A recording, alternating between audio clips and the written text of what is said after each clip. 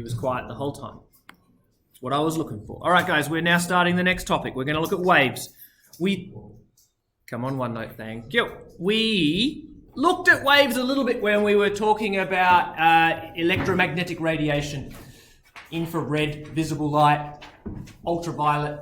We're going to come back to that when we look at light, but we're going to start with sound in this classroom and in other areas. But we've got to sort of look at the overarching light and wave. Light and sound both act like waves. They exhibit wave properties. And we're going to learn wave properties, and then we're going to go, well, sound does that and light does that. Okay?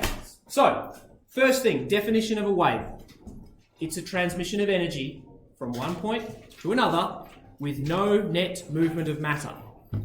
In sound, I have to move my particles. They are jiggling, the air molecules are jiggling backwards and forwards, but they're not racing from my mouth to your ears. If we took a snapshot of the classroom, they're not really moving that far. Okay, and it turns out normal voices, normal transmission of energy, sound is actually really weak. There's not much energy being transferred. And funny story, well, it's not a story and it's probably not funny. Something like if you wanted to heat a cup of coffee from room temperature to 80 degrees, you'd have to scream at it for like 30 years to provide the required amount of heat energy, Q equals mc delta T. But we all know that as it starts heating, it's going to start losing some energy. So you're just going to be there screaming for 30 years. There's not much energy in sound, okay? So that's the key thing, no net movement of matter. Now, there are two types, and here's where we are going to put the definitions down. There they are in purple. We can have transverse waves, and we can have longitudinal. And I'm going to require a volunteer. Yes, Tim. Oh, you've been waiting for this moment. Let's go. Tim, here is our medium. Take one end and go to the cable bar. Yep. Oh no, what's going on here? Hang on. Oh no. Oh no. Who's going to fix these things? I've broken one. I don't know. See me after class. Alright, so ignore the this is why we can't have nice things. Kids break stuff. This is our medium, alright? These are the atoms that we're going to transmit the wave through. Okay, now transverse, what we're going to have is the wave is going to send energy from me to Tim. Put your hand down on the table. I'm going to create a disturbance. Obviously, there's sort of three things that we need for wave energy. There's a disturbance that's transmitting energy. There's a medium that the wave passes through, and then obviously someone at the other end to receive the energy. Now, transverse, I'm going to disturb the medium at right angles to the direction of the wave. Transverse just means perpendicular, okay? Are you ready? Here we go. Just hold on. Okay? So, obviously you would have noticed I moved my hand very quickly towards the wall, and the wave moved transverse to the movement. Okay? So the disturbance is at right angles. Now, it's a bit tricky to do. Try and just watch one ring of the slinky. Alright? Anywhere along, just watch one, and you'll see it's not moving towards Tim, it's moving transverse. Ready? Here we go. Alright, now, since we are here, that's pretty easy. Since we are here, let's go to longitudinal. You need to know both. Transverse, longitudinal. This is where the disturbance is in the same direction. So what I'm now going to do is I'm going to store up a little bit of energy here, and I'm going to send a little bit of energy through the wave. Alright, now I want you to see, watch for the pulse. Are you ready? Oh, that wasn't it. Are you ready? It is. And we got it reflecting about 3 or 4 times. Away it goes. Okay? Now this the demo's not that great. Try and just watch one slinky, and if it was a perfect longitudinal wave, we would see it get pushed towards Tim, and then it would get pulled back towards me, and it would end up in its equilibrium point. So right now, each slinky is in its equilibrium point. That's where it wants to be when all the energy's been removed, alright? So, here we go. Watch one ring. Now, unfortunately, friction rears its ugly head here. When the slinky gets pushed forward, friction then obviously sometimes catches it. But really, we should see it get pushed towards Tim and then back. All right. Let's just do something fun. Tim, grab about half a metre of slinky. Yep. Very good, good. All right. Now, just practice. Send out a couple. Just practice. Practice. Hand on the table. There we go. Practice. All right. Excellent. Grab it again. We're going to send 2 pulses at the same time. This is beyond the course, but it's just a bit of fun. It's hard to do. We'll go 3, 2, 1, go. Right. 3, 2, 1, go. And you should see 3, 3, 2, 1, go. Awesome. Let go of the whole thing now. Oh! That wasn't part of the try. No, just learn. That's what you're here for. Listen or fix, it's up to you. Alright, so, important thing here. The waves actually pass through each other without interfering, without losing any energy or information. They went through each other and kept travelling. Alright? And that's quite important. Let me just get my bearings. Where are we? I'm in a safe place. Okay.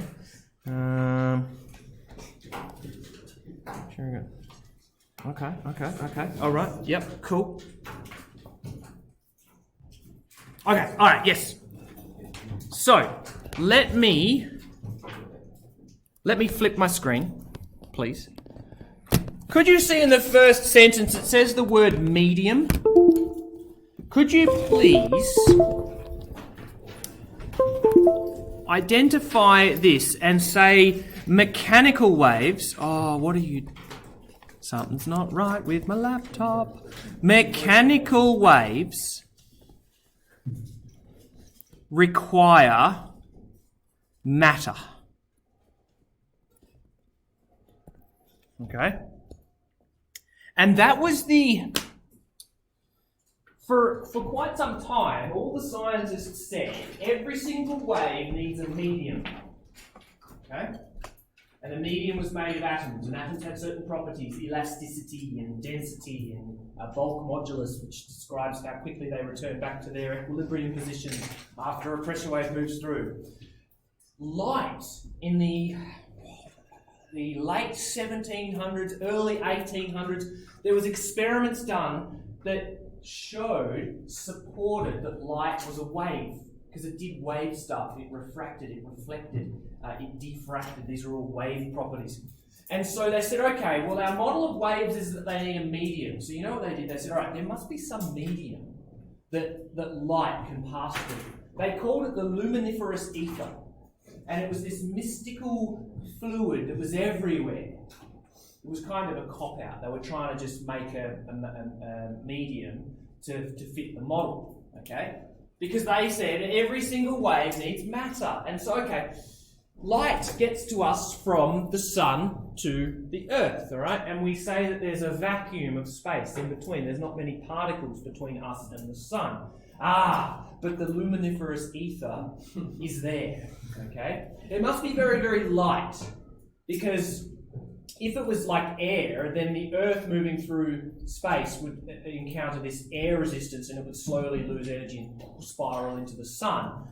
That hasn't occurred yet. So it must be really, really light. They started making these properties. But turns out light does not need a medium. That's, as I said, that's why it can travel through space. So light, let's just say, electromagnetic radiation is non-mechanical.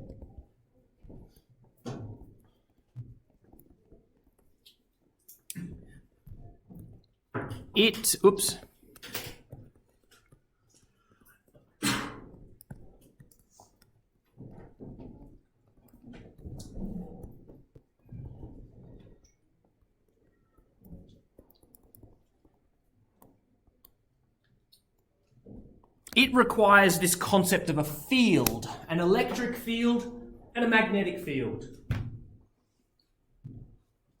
And again, it seems like a bit of a cop-out to say that this field is everywhere in the known universe, it's everywhere in space. The electric field is in this classroom right now.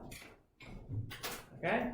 But we don't really interact with it. Although sometimes if you're setting up the Van de Graaff generator, you can feel your hair standing up because the electrons are interacting with the electric field. If I took a charge and I jiggled it here, it's going to create ripples in the electric field.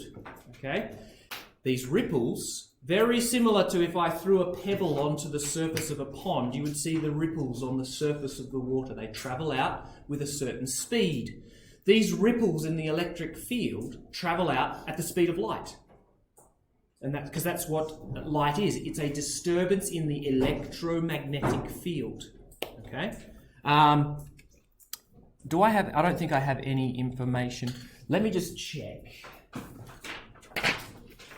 No, we're going to get to, when we get to light, which is the next booklet, we'll come back to this. There's a really interesting set of mathematical equations that this English physicist, mathematician called James Clerk Maxwell, back in the late 1800s, early 1900s, he figured it all out.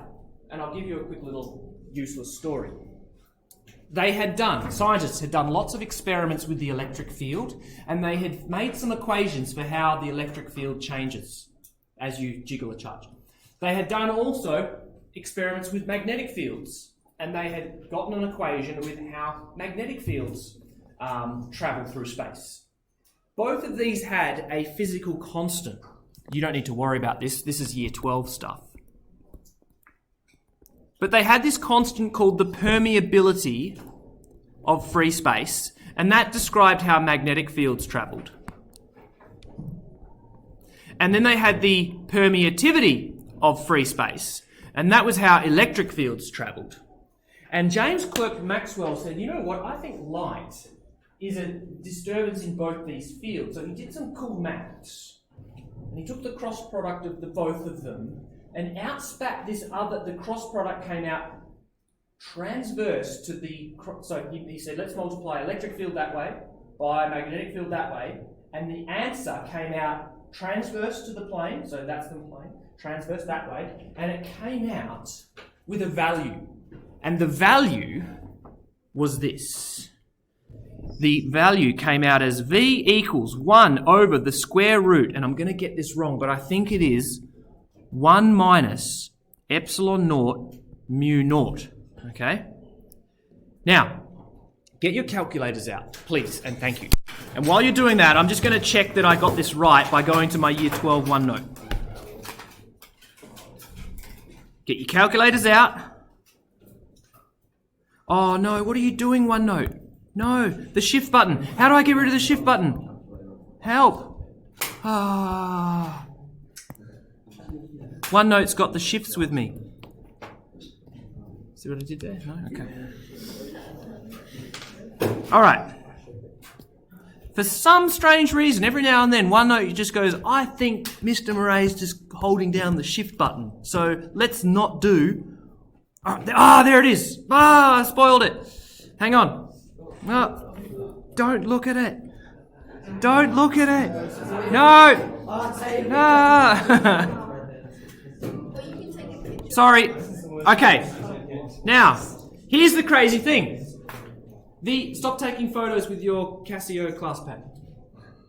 The epsilon naught had been measured in experiments with magnetic fields, not with light. And the mu naught had been measured in experiments with the electric field, not with light. And Maxwell said, you know what? This is the speed that our electromagnetic wave is going to travel at. Now, I'm going to tell you that the values... Give us a second. I'm going to say that epsilon naught equals... Programs, data sheet, Mr. Murray. Come on, year 12s have this value. It is the 8.85 times 10 to the negative 12. And mu naught is 4 pi times 10 to the negative... it's got the shifts with me again. So, Do this. Go 1 over square root, bracket, those two numbers.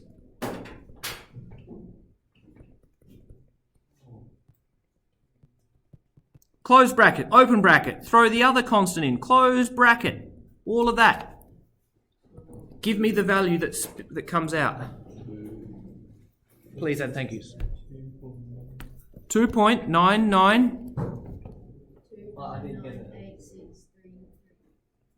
What? 9986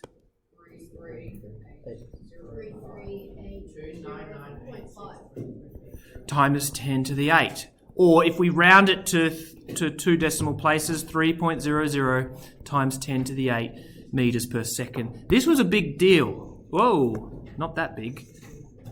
Maxwell was able to show that light was just a ripple in the electromagnetic field, and it agreed with lots of different experiments aiming to try and figure out the speed of light. Unfortunately, this story should have been told with the next booklet, not with this booklet. But anyway, let's go on. Could we try and think of some transverse waves? I've already mentioned a couple. Maybe... Can we think of any examples of... the slinky, yes. Can we think of any others? I just said electromagnetic. Transverse to that is the direction of the wave propagation. What does that? No, light. Electromagnetic radiation. Okay. We're at water waves. Surface water waves. They also, if you watch a ripple travelling along the surface of water, throw a leaf on the surface of the leaf moves up and down as the wave moves transverse. Can we think of any others?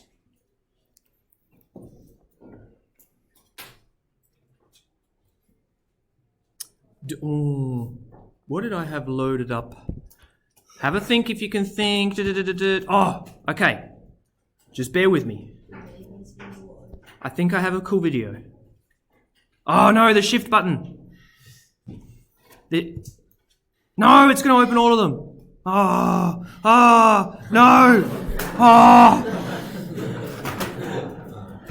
Command A. Don't laugh, this is not funny.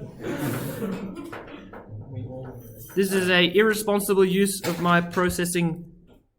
We're not going to watch that video.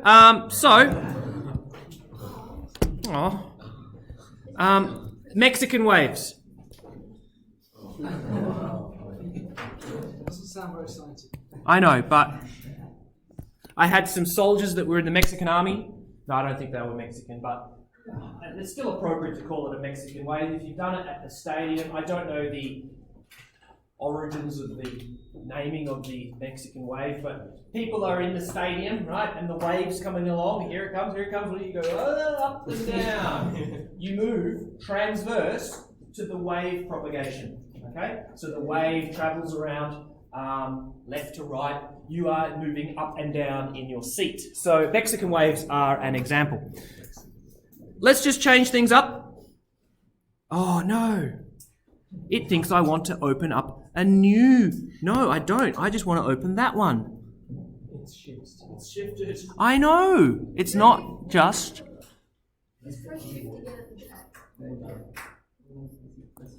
Okay, here we go. These two diagrams, animations, will help you understand the difference between a transverse and a longitudinal, okay? Now, let's just look at the top one first. Transverse, no, longitudinal. I wish they'd done the same for the transverse. Have a look. They've highlighted one particle, all right? You've got a disturbance moving left and right, and you can see the wave fronts travelling through. It seems to be an area where they're all squished together. And we could time how long it takes for that wave to travel through the medium, distance over time, travelling so many meters in so many seconds. But then let's just look at one little particle. He's getting pushed towards, and then he's getting pulled back. And then the next wave pushes him towards, and then he gets pulled back. He's moving in the same direction. Okay? This is actually what's happening with sound. Okay? So again, imagine this is my vocal cords, and this is the air in the classroom, and then your ear holes are over here, okay? So the molecules of air in this room, my vocal cords, 2 tight bands of muscle, which I can control. La la la la la. See, very, very perfectly controlled muscles. They can tighten them, they can loosen them. But when air rushes through them, they vibrate. And that's what causes pressure waves. We're going to get to pressure waves tomorrow. But the particles in this room, as I'm talking, they're getting pushed towards you and then back and then towards and then back.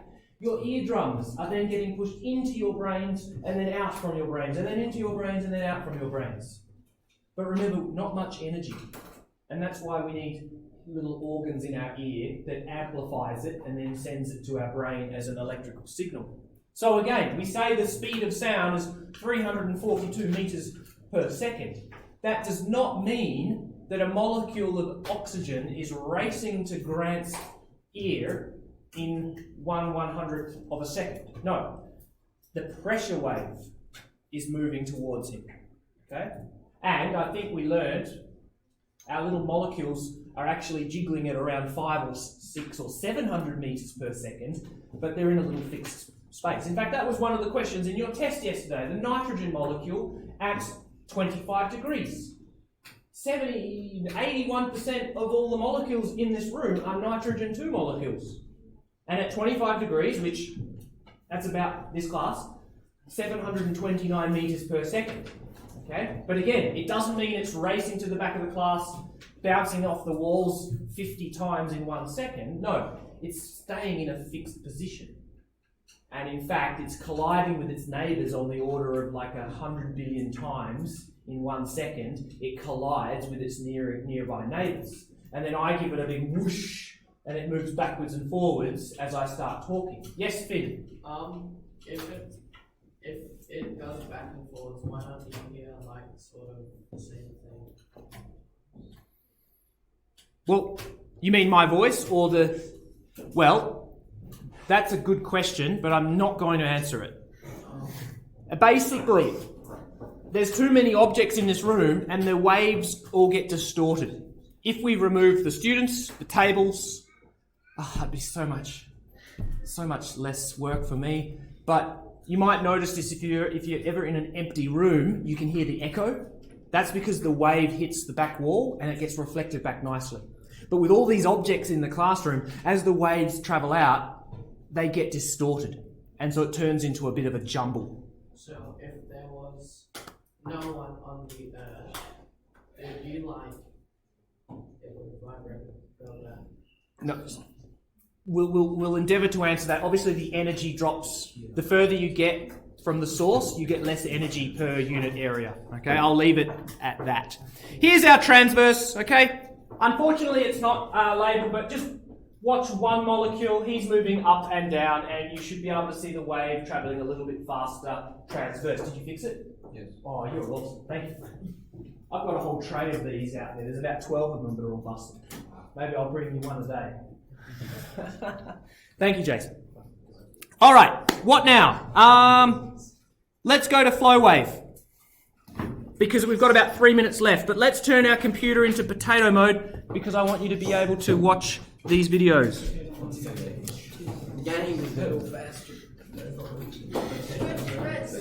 Oh, no. Cancel. Shift cancel. Revert. What did I forget to do? The one thing that I forgot to do was to unmute my AirPlay. Come on, little laptop. I know you're struggling. We all are. Boop. There we go.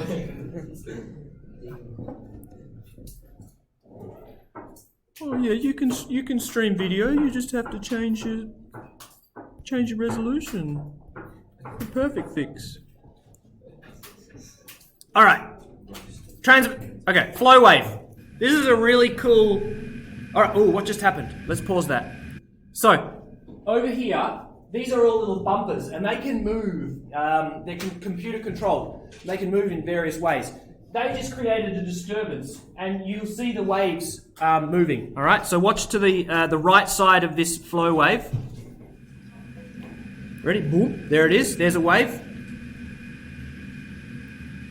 and you can see these water waves traveling along the surface.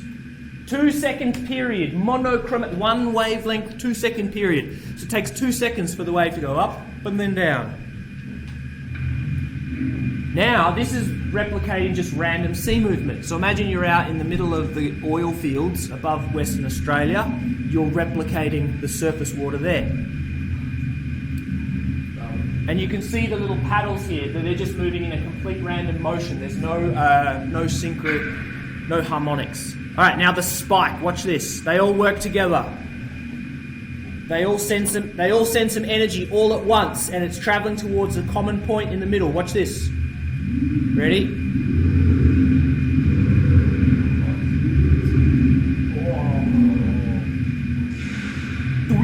Now, you don't often see that in the ocean because there's too much random chaos going on. Then the spike, the singularity. What else we got? The quad spike. They can make it appear in different points. One there, then one over there, then one over there, then one over there. Look at that. So they've planned it all out mathematically. They know the speed that the waves travel, and they're like, let's try and focus all the energy there. What else we got? Then they've got, so obviously the point of this is if you're building boats or oil rigs, you get a little scale model and you put it in this flow wave, and that way you can simulate weather conditions. So here's this could be a fin, this turbulent air behind a fin that they want to try and maybe design for a boat, a submarine, you name it. So they want to make sure if they build boats that they don't sink, if they build oil rigs that they don't fall into sink, yeah. They don't drift off into the air. Okay. And then, anyway, we'll leave it there because it's time for recess.